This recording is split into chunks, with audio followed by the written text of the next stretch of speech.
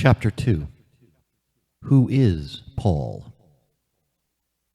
We could begin in the sanctimonious style of the usual biographies. Paul, actually Saul, the name of the first king of Israel, is born in Tarsus between 1 and 5 A.D. Impossible from a strictly scholarly perspective to be more precise. Thus, he is of the same generation as Jesus, who, as everyone knows, but the circularity is interesting, is born and concurrently establishes his own date of birth by instituting year 1 of our era. His, rather. Paul's father is an artisan retailer, a tent maker. He is a Roman citizen, and hence so is Paul. How did this father obtain citizenship? It is simplest to suppose, despite the absence of evidence, that he bought it. It would not be beyond the means of an affluent retailer to bribe a Roman civil servant. Paul is a Jew of the Pharisaical tendency. He is an ardent participant in the persecution of Christians, who are considered heretics by the Orthodox Jews and, as a result, legally prosecuted, but also beaten, stoned, and driven out, in accordance with the varying power struggles between different factions in the Jewish communities. Christ's execution dates approximately from the year 30. We are in the reign of Tiberius. In the year 33 or 34, on the road to Damascus, Paul is struck by a divine apparition and converts to Christianity. He begins his famous missionary voyages, and so on. What use is all this? You can consult the books. Let's cut straight to the doctrine. And yet, no. Let us pause instead. Paul is a major figure of anti-philosophy, but it is of the essence of anti-philosophy that the subjective position figure as a decisive factor in discourse. Existential fragments, sometimes anecdotal in appearance, are elevated to the rank of guarantor of truth. Can one imagine Rousseau without the Confessions? Kierkegaard without our being informed of the detail of his engagement to Regina? Or Nietzsche not inviting us to pay witness, throughout Ecce Homo, to the reasons entitling him to ask the question, why am I a destiny? For an anti-philosopher, the enunciative position is obviously part of the statement's protocol. No discourse can lay claim to truth if it does not contain an explicit answer to the question, who speaks?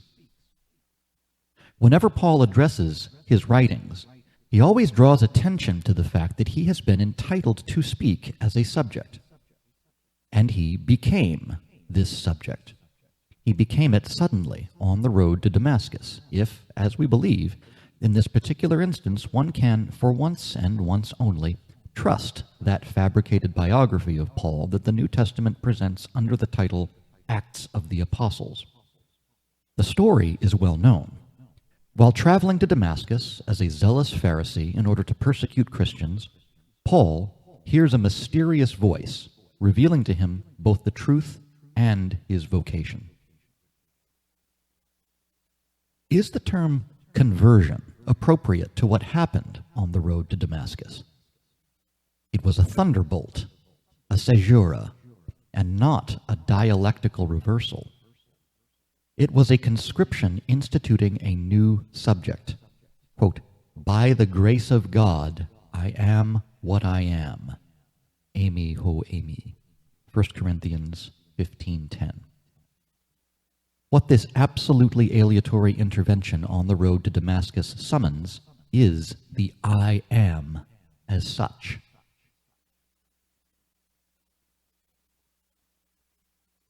In a certain sense, this conversion isn't carried out by anyone. Paul has not been converted by representatives of the church. He has not been won over. He has not been presented with the gospel. Clearly, the encounter on the road mimics the founding event, just as the resurrection remains totally incalculable, and it is from there that one must begin. Paul's faith is that from which he begins as a subject, and nothing leads up to it. The event, it happened, purely and simply, in the anonymity of a road, is the subjective sign of the event proper that is the resurrection of Christ. Within Paul himself, it is the resurgence of the subject. This is the exemplary matrix of the link between existence and doctrine. For Paul draws from the conditions of his conversion the consequence that one can only begin from faith, from the declaration of faith. The sudden appearance of the Christian subject is unconditioned. Accordingly, if we are to grasp his message, we can in no way neglect the circumstances of Paul's life. In this regard, it is fortunate that those circumstances to which we accord the highest importance are the ones he himself incorporates into his epistles. For reliable, independent evidence is extremely rare. The narrative of the Acts of the Apostles is, as we have already mentioned, a retrospective construction whose intentions modern criticism has clearly brought to light, and whose form is frequently borrowed from the rhetoric of Greek fables. To distinguish its real elements from the edifying and politically charged fable in which they are enveloped requires an exceptional and suspicious rigor, and we have practically nothing else to go on, unless it be the ability to verify such and such a detail through the intermediary of Roman historiography, which couldn't have cared less about these little groups of Jewish heretics. Moreover, one must be suspicious even of Paul's epistles, canonically gathered together in the New Testament at least a century after the apostles' death. Scholarly exegesis has demonstrated the apocryphal nature of many of them, to the extent that the corpus of this fundamental author must, in the final analysis, be reduced to 6 rather brief texts: Romans, Corinthians 1 and 2, Galatians, Philippians, and Thessalonians 1. This is nonetheless enough to establish certain major subjective traits and guarantee certain decisive episodes. Thus, for example, a point of the highest importance, which Paul relates to us with noticeable pride. Paul is certainly neither introverted nor falsely modest. What does he do after the Damascus experience? We know in any case what he does not do.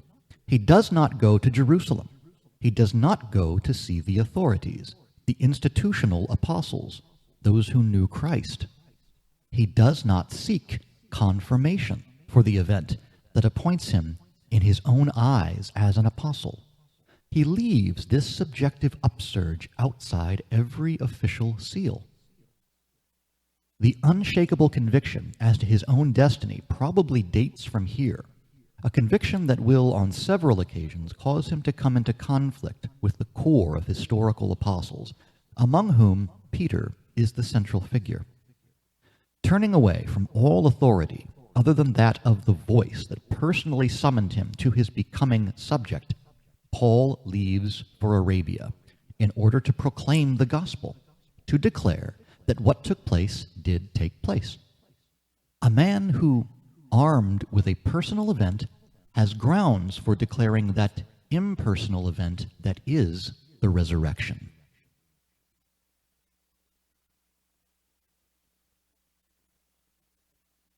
Paul stays in Arabia for 3 years. Doubtless, in his own eyes, his militant efficacy provides a sufficient guarantee so that having endured this delay, he is finally entitled to meet the church's historic leaders. We shall see later that although stubborn, even violent, where matters of principle are concerned, Paul is also a politician, one who knows the value of reasonable compromise, and particularly of verbal compromises, which only slightly impede his freedom of action in the places and territories he chooses, preferably those where his opponent has the least footing. Thus, Paul goes to Jerusalem, where he meets Peter and the apostles, then leaves again. We know nothing of the issues debated in this first meeting. It seems it did not convince Paul of the necessity of frequently consulting with the Jerusalemite center, because his second period of militant voyage will last 14 years. Cilicia, Syria, Turkey, Macedonia, Greece. The X-centered dimension of Paul's action is the practical substructure of his thought, which posits that all true universality is devoid of a center. We know roughly how these militant peregrinations functioned. At that time, Judaism was still a proselytizing religion. To address oneself to Gentiles was not, as is often thought, an invention of Paul's. Jewish proselytism was substantial and developed. It divided its audience into two circles that could be called, using a risky political anachronism, the sympathizers and the adherents. A. The God-fearing recognize monotheism's global legitimacy, but are exempt from the prescriptions of the law, and notably from circumcision. B. The converted are committed to following the prescriptions of the law and must be circumcised. Circumcision here indexes its function as a form of branding, of primary initiation. Thus, it is not primarily the fact that he addresses Gentiles that isolates Paul from the Jewish community. Moreover, Paul begins his teaching by basing himself on that community's institutions. When he arrives in a town, he first intervenes in the synagogue. Unsurprisingly, things go badly with the Orthodox for reasons of doctrine. The stubborn persistence in affirming that Jesus is the Messiah. Remember that Christ is simply the Greek word for Messiah, so that the only continuity between the good news according to Paul and prophetic Judaism is the equation Jesus equals Christ. An affirmation that, in the eyes of the majority of Jews and for extremely powerful and legitimate reasons, propounds a fraud. Following incidents that, in the conditions of the time, could be extremely violent, and where basically one risks one's life, Paul abandons the synagogue and withdraws to the home of a local sympathizer. Here he tries to set up a group comprising Judeo-Christians and Gentile Christians. It seems that very quickly the Gentile Christians will constitute the majority among the adherents of the group. In light of the minimal concession Paul makes to the Jewish heritage, particularly so far as rites are concerned, this is not in the least surprising. Once the group has been sufficiently consolidated in his eyes, it will then be called an ecclesia, from which église undoubtedly derives, although the former should be envisioned in terms of a small group of militants. Paul entrusts its running to those whose conviction he holds in high regard, and who will become his lieutenants. Then he continues on his voyage. Nothing bears witness to Paul's certainty concerning the future of his action so much as the identification, toward which he is constantly proceeding, between a small core of the constituted faithful in a town and the entire region. Who are these Thessalonians, these Corinthians, to say nothing of these Romans, to whom Paul addresses in an animated and majestic tone his epistles? Probably a few brothers, which is an archaic form of our comrades, lost in the city. Through their commensurability with the truth, anonymous individuals are always transformed into vectors of humanity as a whole. Let's just say that the handful of resistance fighters in the year 1940 or 1941 occupy the same position as Paul's Corinthians. It is to them, and to them alone, that it is legitimate to address oneself if seeking to indicate a real proper to France. However far away, Paul never loses sight of these enclaves of the faithful, whose existence he has played midwife to. His epistles are nothing but interventions in the lives of these enclaves, and these are possessed of all the political passion proper to such interventions. Struggles against internecine divisions, reminders of fundamental principles, reassertions of trust in local organizers, examinations of litigious points, pressing demands for continuing proselytizing activity, organization of finances, nothing that an activist for any organized cause would not recognize as fundamental to the concerns and passions of collective intervention. After 14 years of organizational wandering, of which no written trace remains, we are roughly in the year 50. About 20 years have passed since the death of Christ. It has been 17 years since Paul received the Damascus convocation. He is in his 50s and refers to himself as the Old Paul. His earliest texts that have been handed down to us date from this period. Why? A few hypotheses can be proposed. Since he is responsible for several groups largely comprised of Gentile Christians, Paul resides in Antioch, a very large city, the third city of the empire after Rome and Alexandria.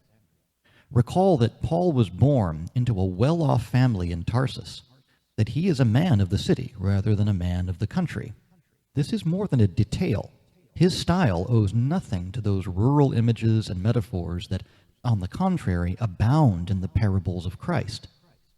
If his vision of things fervently embraces the dimension of the world and extends to the extreme limits of the empire, his dearest wish is to go to Spain, as if he, the Oriental, could only accomplish his mission at the extreme edge of the Occident.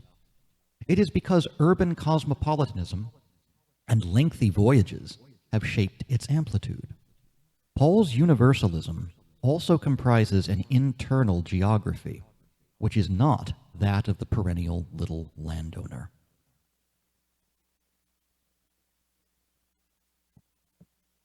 If Paul begins to write about points of doctrine, if his texts are copied and circulated, we believe it is because he becomes aware of the necessity of engaging in a large-scale struggle. The situation forces him to conceive of himself as leader of a party or faction. During Paul's stay in Antioch, some Judeo-Christians of strict observance arrive. They confront the apostle, sow discord, demand the circumcision of all the faithful. Once again, it is not proselytism toward non-Jews that is in question. The point is that Paul cannot consent to the distinction between two circles among those whom he has rallied, the doctrinal sympathizers and the true converts, initiated and circumcised. For him, and we shall grant him this point, a truth procedure does not comprise degrees. Either one participates in it, declaring the founding event and drawing its consequences, or one remains foreign to it. This distinction, without intermediary or mediation, is entirely subjective. Rites and external markings can provide neither a foundation nor even a qualification for it. Such is the price for truth's status as a universal singularity. A truth procedure is only universal insofar as it is supported at that point through which it indexes the real by an immediate subjective recognition of its singularity, failing which, one resorts to observances or particular signs, which can only fix the good news within the communitarian space, blocking its universal deployment. Thus, Paul considers all converts as fully practicing followers, whatever their background and regardless of whether they are circumcised. Judeo-Christians of strict observance maintain the practice of distinguishing between degrees of belonging and find it genuinely scandalous that individuals possessing neither the markings nor the ritual practices of the community can be considered as equals. People who, in a word, have neither the slightest knowledge of nor respect for the law. A grave dispute ensues. It is finally decided that the issue be settled with the historical apostles in Jerusalem. It is Paul's second encounter with Peter, and this time we have information about what was at stake. It concerns a major conflict, one in which the destiny of the new doctrine is at issue. To what extent does the latter remain dependent on its origin in the Jewish community? In my own language, what is the exact relation between the supposed universality of the post-evental truth, that is, what is inferred from Christ's resurrection, and the evental sight, which is indubitably the nation bound together by the Old Testament? Of what import are the traditional marks of belonging to the Jewish community for the construction of this truth, for its deployment in the peoples of the empire? The Jerusalem Conference in 51 is of decisive importance for these questions, which coordinate the binding of singularity and universality. Specifically, at stake in it is circumcision, and Paul deliberately comes to Jerusalem accompanied by Titus, an uncircumcised follower. But in the background, the question is, who is called? What is it to be called? Is the call indexed by visible signs? And finally, who is a subject? What marks a subject? The Judeo-Christian faction, which maintains strict observance, asserts that the Christ event does not abolish the old order. Its conception of the subject is dialectical. It is not a question of denying the power of the event. It is a question of asserting that its novelty conserves and sublates the traditional site of faith, that it incorporates it by exceeding it. The Christ event accomplishes the law. It does not terminate it. Thus, the marks inherited from tradition, circumcision, for example, are still necessary. One might even say that, taken up and elevated by the new announcement, the latter become transfigured and are all the more active for it. Paul finds himself leading the second faction.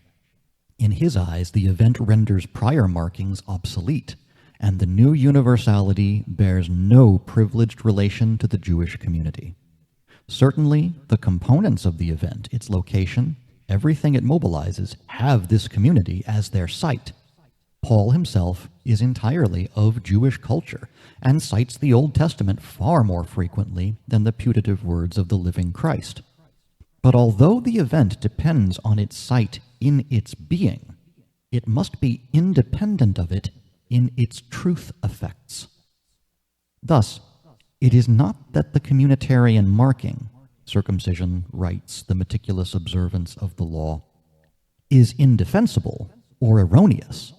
It is that the post-evental imperative of truth renders the latter indifferent, which is worse. It has no signification, whether positive or negative. Paul is not opposed to circumcision. His rigorous assertion is circumcision is nothing, and uncircumcision is nothing. 1 Corinthians 7:19. This assertion is obviously sacrilegious for Judeo-Christians. But note that it is not, for all that, a Gentile Christian assertion, since uncircumcision acquires no particular value through it, so that it is in no way to be insisted upon. The debate, philosophically reconstructed, bears upon three concepts. Interruption. What does an event interrupt? What does it preserve? Fidelity. What is it to be faithful to an evental interruption? And marking. Are there visible marks or signs of fidelity? The fundamental interrogation is crystallized at the intersection of these three concepts. Who is the subject of the truth procedure? We know of the Jerusalem Conference's existence and stakes only through Paul's own brief narrative and through its staging in the Acts. That it ended in compromise, in a sort of delimitation of spheres of influence, is certain. The formula for that compromise is there are apostles working in the Jewish environment and others working in the Gentile environment. Peter is apostle of the Jews. Paul, apostle of the Gentiles, the ethne, translated as nations, and in fact designating all peoples other than the Jewish people. Paul relates the episode in his epistle to the Galatians, 2:1-10. Then, after 14 years, I went up again to Jerusalem with Barnabas, taking Titus along with me. I went up by revelation, and laid before them but privately, before those who were of reputation, the gospel that I preach among the Gentiles, lest somehow I should be running or had run in vain.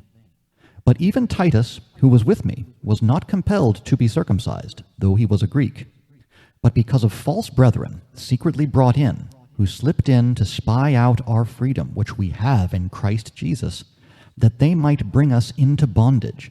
To them we did not yield submission even for a moment, that the truth of the gospel might be preserved for you. And from those who were most esteemed, what they were makes no difference to me. God shows no partiality. Those, I say, who were of repute added nothing to me.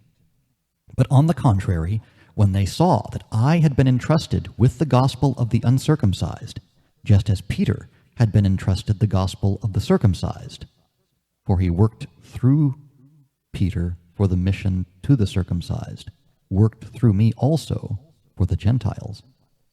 And when they perceived the grace that was given to me, James and Cephas and John, who were reputed to be pillars, gave to me and Barnabas the right hands of fellowship, that we should go to the Gentiles, and they to the circumcised.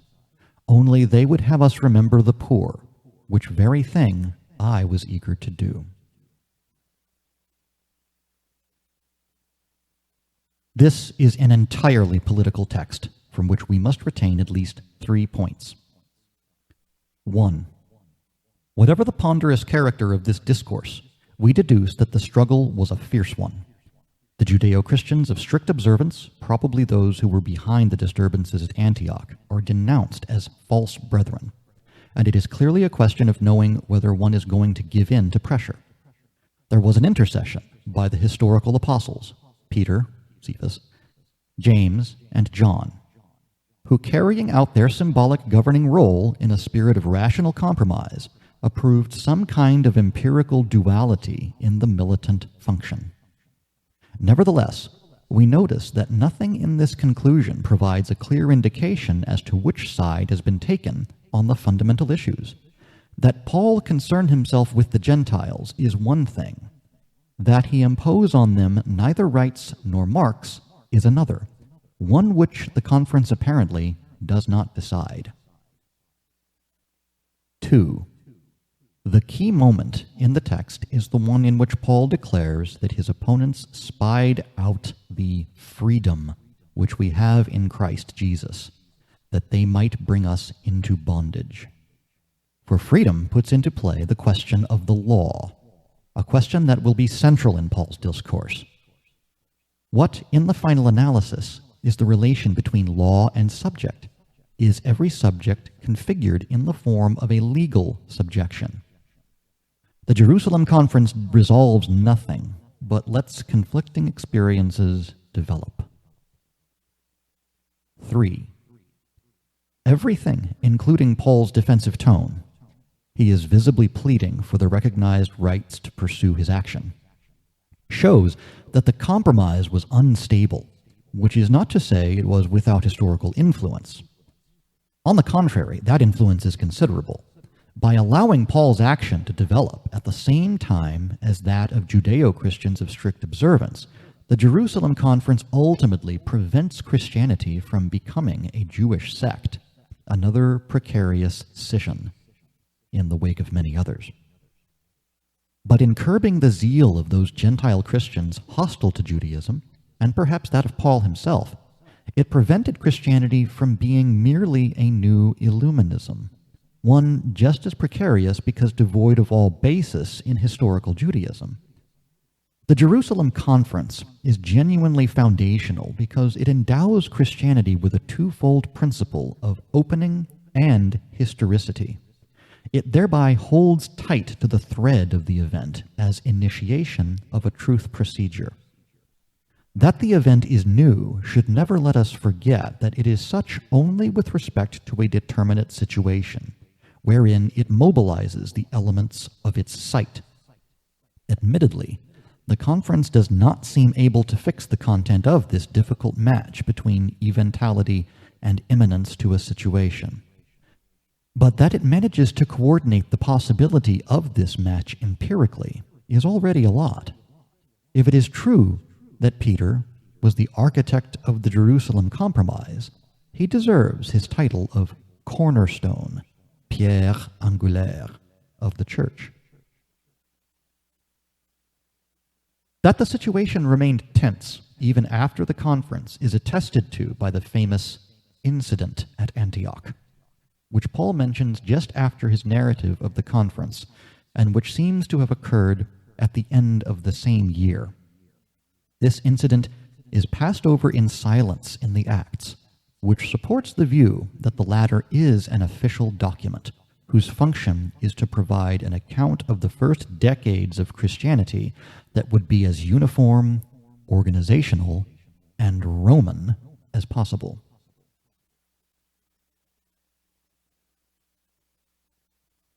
What was this incident about?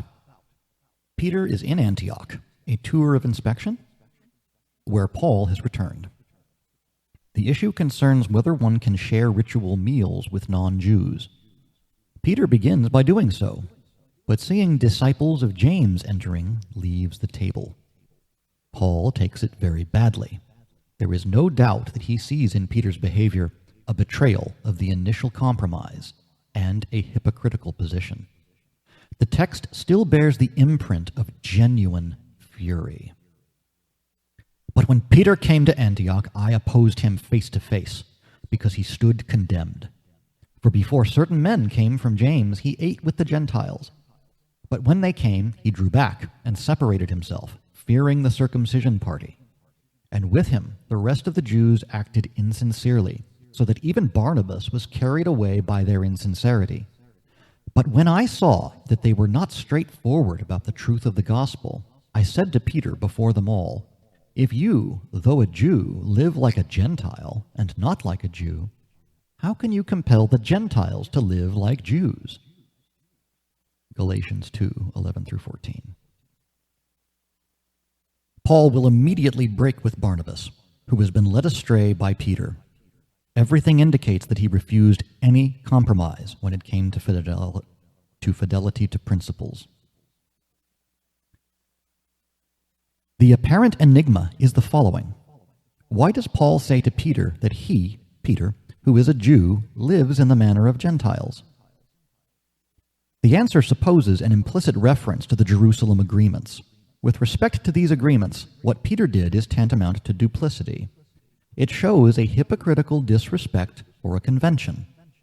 For someone who claims to follow the law, it amounts to a grave failing. One might say that Paul reproaches Peter with acting in a manner that fails to correspond to the image Peter himself claims to give of what it is to be a Jew. He thereby deprives himself of the right to force the Gentiles to conform to this image and to practice foreign rites. It is impossible to overestimate the importance of the incident at Antioch. That Peter could display such inconsistency with regard to his own principles, such disloyalty to a past compromise, instills in Paul the idea that what is required are new principles. The incident reveals to him that the law, in its previous imperative, is no longer tenable, even for those who claim to follow it. This will nourish one of Paul's essential theses, which is that the law has become a figure of death. Peter's situation, at the very heart of the meager Christian apparatus, a precarious, hypocritical, reprehensible, and basically moribund situation so far as the requirements of action are concerned, furnished him with concrete proof of this. For Paul, it is no longer possible to maintain an equal balance between the law, which is a principle of death for the suddenly ascendant truth, and the evental declaration, which is its principle of life. Now the leader of a faction, and having learned from these major summit confrontations, Paul sets off on his travels once again, Macedonia, Greece. The Acts presents us with the Hollywood version of these travels. One episode, as famous as it is unlikely, is that of the great speech Paul is said to have given before the Athenian philosophers, Stoics and Epicureans, in the midst of the Areopagus. Perhaps we may retain, at least in its spirit, the episode's sorry conclusion. Hearing Paul speak of the resurrection of the dead, the Greek philosophers burst out laughing and leave. It is in fact likely that Paul's discourse met with little success in Athens. The evidence is that Paul founded no group there. We find ourselves here in the second of Paul's major fronts, the first being the conflict with the Judeo-Christians, the contempt in which he holds philosophical wisdom. Basically, what gets him into difficulty in Athens is his anti-philosophy. In Corinthians 1, we find a clear, albeit indirect, appraisal of these expeditions into philosophical territory by an anti-philosopher. When I came to you, brethren, I did not come proclaiming to you the testimony of God in lofty words or wisdom, for I decided to know nothing among you except Jesus Christ and Him crucified. And I was with you in weakness, and in much fear and trembling. And my speech and my message were not in persuasive words of wisdom, but in demonstration of the Spirit and power, that your faith might not rest in the wisdom of men, but in the power of God. 1 Corinthians 2, 1-5. The problem lies in knowing how, armed only with the conviction that declares the Christ event, one is to tackle the Greek intellectual milieu, whose essential category is that of wisdom, Sophia, and whose instrument is that of rhetorical superiority, huperoke logou. Speaking of logos, we should note that Paul writes in Greek, the Greek commonly spoken in the Orient of those days, which is a sort of international language, a bit like English today. It is in no way a contrived or esoteric language, but the Greek of traders and writers. We must restore to Paul's words, whose translations have become worn by centuries of obscurantism. All this faith, charity, Holy Spirit, what an extravagant waste of energy. Their contemporary, everyday currency. Forbid ourselves from seeing them as a church dialect. When Paul speaks of the subtleties of Greek, one must remember not only that the language of the literate, of the philosophers, is frozen, almost dead already, but also that the debate cannot be carried on from outside, according to the laborious transit between idioms. Conflict occurs within the same living language.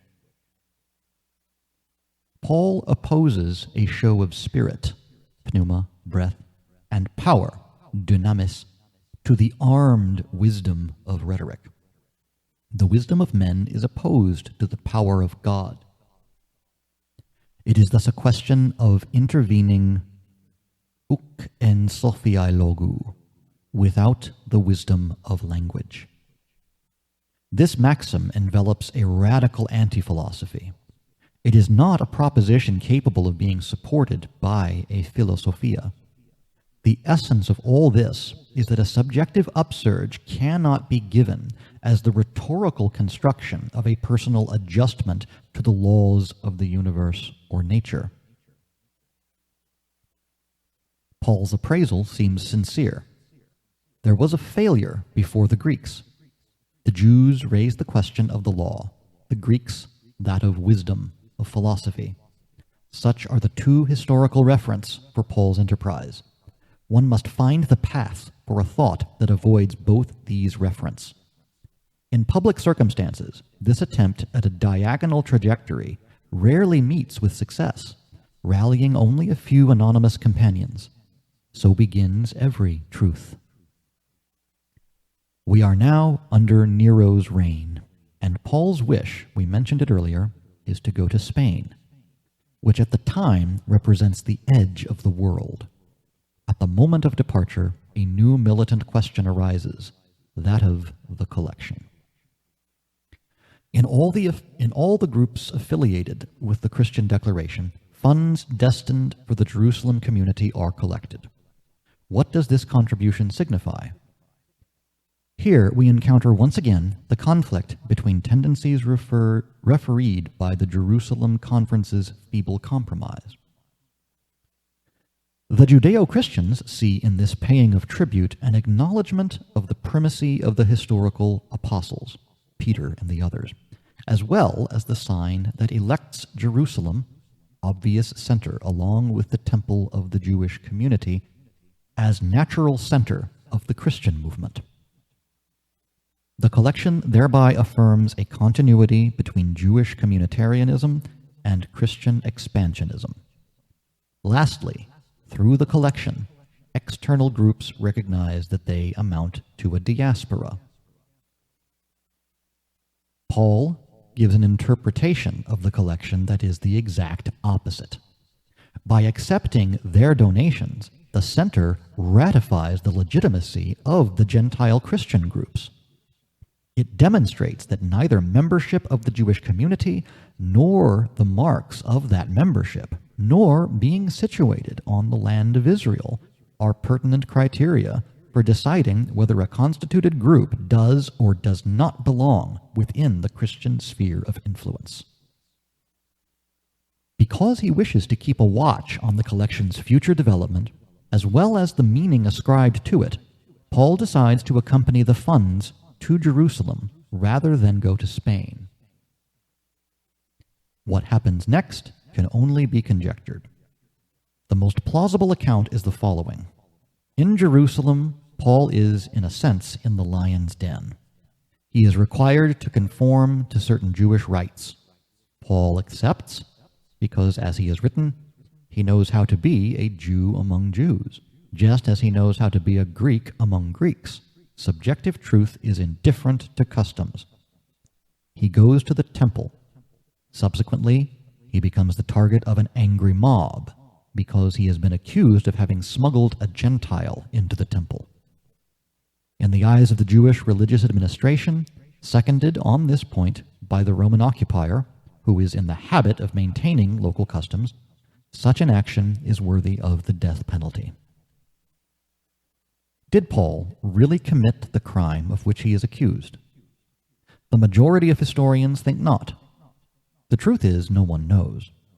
Paul is an activist, and nothing rules out the possibility that he believed such a provocation to be both possible and useful.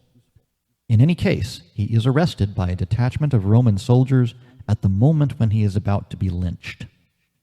It is the Romans who will initiate proceedings against him. Paul is taken to the garrison at Caesarea. Around 59, he appears before the governor Festus. This much is certain.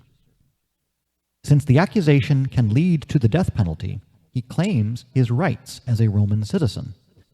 A citizen charged with a capital offense has the right to be judged in Rome. Thus, he is transferred there, and it seems he remained prisoner there from 60 to 62. A brief allusion by Clement around 90 leads one to think he was finally executed. Whether following a formal trial or during a persecution, no one can know.